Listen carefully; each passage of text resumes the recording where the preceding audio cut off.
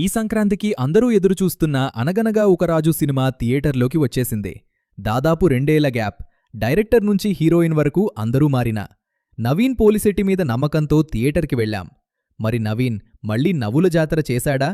రివ్యూలోకి వెళ్లే ముందు ఇప్పుడే మన ఛానల్ని సబ్స్క్రైబ్ చేసుకోండి. అసలు కథ ఏంటి? కథ చాలా సింపుల్. ఆస్తి ఉన్న అమ్మాయిని పెళ్లి చేసుకుని సెటిల్ అయిపోదాం అనుకునే ఒక రాజు కథ ఇది.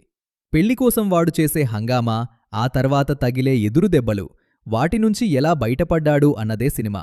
ఇందులో పెద్ద ట్విస్టులు లేకపోయినా కథ మొత్తం ఫన్ మోడ్లోనే సాగుతుంది. ఈ సినిమాకి biggest asset Naveen Polishetty. First frame నుంచి లాస్ట్ ఫ్రేమ్ వరకు తన ఎనర్జీతో సినిమాని సింగిల్ హ్యాండెడ్గా క్యారీ చేశాడు. మీనాక్షి చౌదరి స్క్రీన్ మీద చాలా బ్యూటిఫుల్గా కనిపించింది. నవీన్ సొంతంగా రాసుకున్న పంచ్ డైలాగులు థియేటర్లో పేలాయి. ముఖ్యంగా భీమవరం బాలమ్మ సాంగ్కి రెస్పాన్స్ అదిరిపోయింది. విజువల్స్ చాలా ప్లెజెంట్గా, కలర్ఫుల్గా ఉన్నాయి. నెగటివ్స్ విషయానికి వస్తే స్టోరీ చాలా పాతది. ఇంటర్వెల్ తర్వాత ఒక మంచి పాయింట్ ఉన్నా దాన్ని సరిగ్గా వాడుకోలేదు. కామెడీ మీద పెట్టిన ఫోకస్ ఎమోషన్ మీద పెట్టలేదు.